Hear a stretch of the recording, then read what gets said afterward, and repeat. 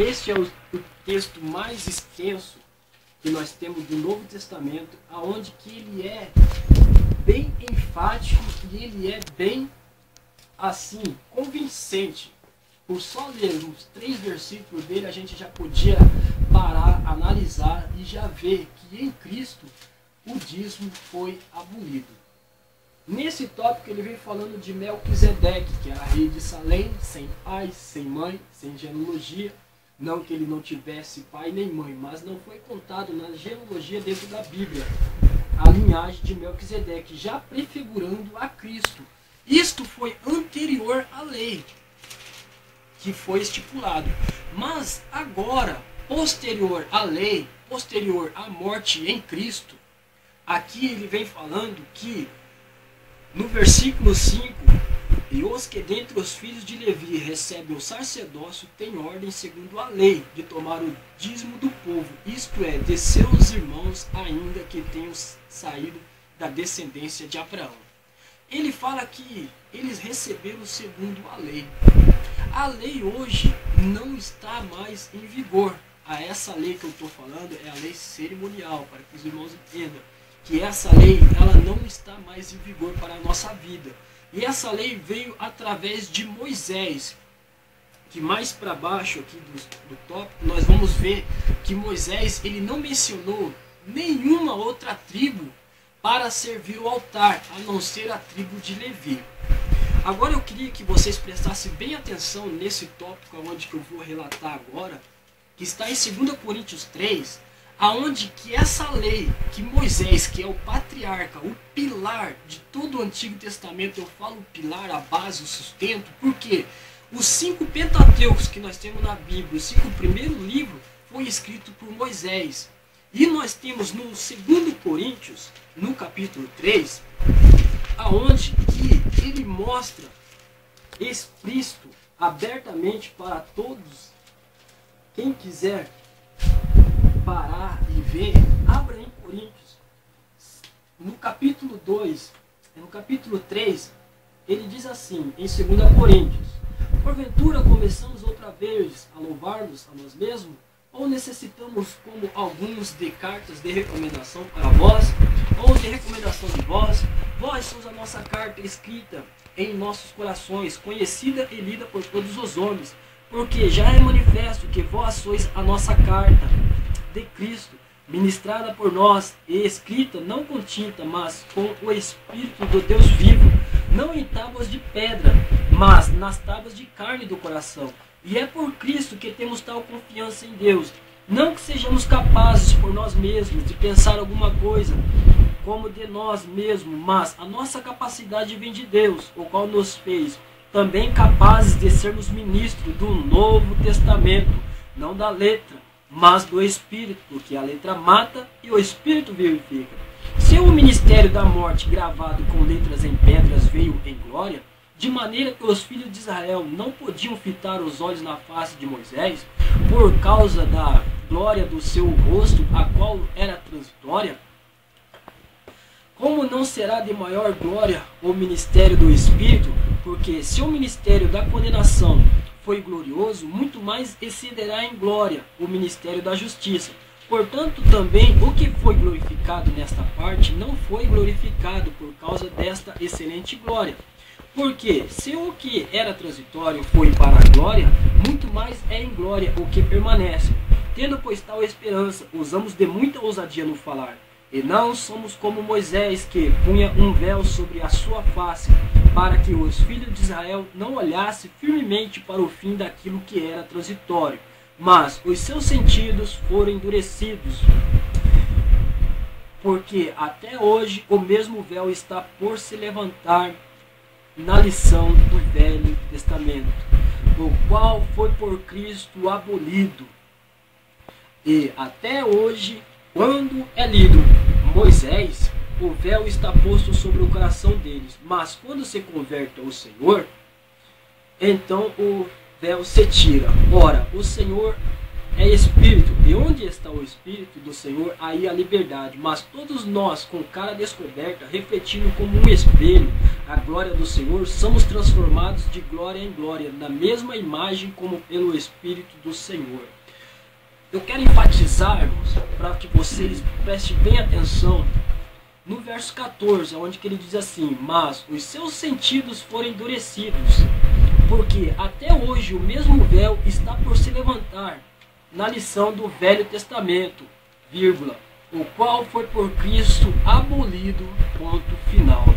Então, eu quero que os irmãos analisem bem que todo o pilar, toda a base do Antigo Testamento foi abolido, porque a que trazia a esta ordenança em Cristo, ela foi acabada. Talvez você pergunte, então eu tenho que separar o Antigo Testamento, rasgar ou esquecer do Antigo Testamento? Não. Todo o Antigo Testamento, desde o livro de Gênesis até chegar ao Novo, ele aponta para Cristo. Então nós temos que ter o Antigo Testamento, sim, mas sabendo que ele se acaba em Cristo, ou seja, ele se completa em Cristo, ele se unifica em Cristo Jesus. Agora, não a lei, porque aqui, essa lei que eu li aqui, que dentre os filhos de Levi recebe a ordem o sacerdócio, no versículo 5 de Hebreus 7, ele fala, segundo a lei, de tomar o dízimo do povo. Agora,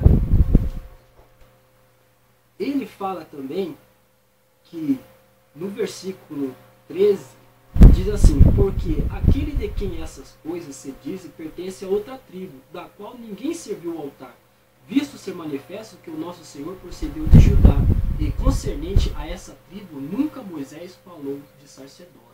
Então, quando ele veio tratar aqui dessa tribo que Moisés nunca proferiu, nem mencionou em qualquer outra parte do Antigo Testamento, tanto no Novo, mas nós vamos achar que Jesus, ele veio da tribo de Judá. Por isso que nós entendemos que ele é o quê? O leão da tribo de Judá.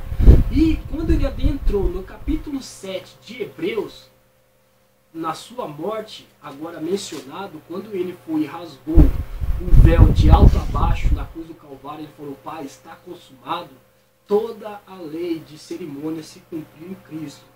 E no versículo 18, ele diz assim, porque o procedente mandamento é abrogado por causa da sua fraqueza e utilidade, pois a lei nenhuma coisa aperfeiçoou, e dessa sorte é introduzida uma melhor esperança pela qual chegamos a Deus.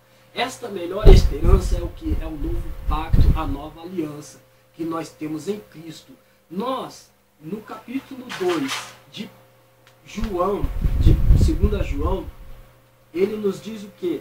Que nós somos sacerdócio e geração eleita, sacerdócio santo. Mas nós somos sacerdócio não pela tribo de Levi.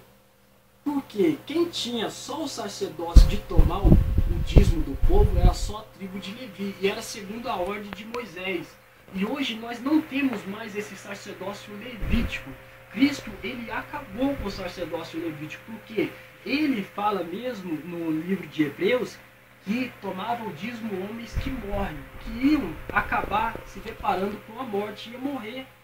Mas aquele que testifica e que vive eternamente, ele apontava para Cristo, que ele adentrou uma vez e hoje ele intercede por nós, e hoje ele é o nosso sumo sacerdócio eterno. E sendo que ele já morreu para acabar com essas ordenanças de lei e de sacrifícios e de dízimo, como que ele lá na glória, que ele está à destra de Deus, querendo algo que ele já acabou aqui na terra? É estas confusões que eu quero que os irmãos venham a entender. Tanto em Malaquias também, a confusão, porque um Deus que ele pega e fala que amaldiçoa aquele que não dá o dízimo. Quando ele fala que amaldiçoa, é o próprio Deus amaldiçoando uma pessoa. Nós vemos no livro de Jó, que o Jó, ele chega a ser chamado por Deus de homem íntegro e reto, temente ao Senhor. E o próprio Satanás, o próprio que é oposição a Deus, ele pega e fala, olha, Deus para ele fala, observaste o meu servo Jó? E o próprio diabo fala assim, observaste. Aí ele fala que tudo o que Deus tinha dado para ele era a segurança que ele não ia blasfemar contra a Deus. E Deus pega e fala para ele, então você toca tudo no que ele tem, mas não toca na sua alma. Ele impôs um cargo ali para o diabo que ele não um limite. Ele falou, ó, daqui para lá você não toca mais, porque a alma dele me pertence. E o que aconteceu no decorrer da história? O diabo acabou com seus bens, o diabo destruiu sua família, o diabo colocou uma chaga praticamente mortal no seu corpo, mas ele não tocou na sua alma. Então, e no capítulo 3 de Malaquias, do versículo 8, onde que Deus ele vai amaldiçoar uma pessoa que não dá o dízimo, ele pega e fala que ele vai amaldiçoar, ele é o próprio Deus, dono do ouro e da prata, ele tem o controle na sua mão, ele é onisciente, onipresente. Imagine, irmãos, Deus me amaldiçoando porque eu não sou dizimista. Eu não estaria aqui nesse momento, porque eu imagino as piores enfermidades na minha vida, que para Deus não ia ter limite. Podia ser ebola, podia ser câncer, tumores, podia ser AIDS, podia ser muitas enfermidades, mas isso não revigora mais, porque nós estamos debaixo da graça de Cristo.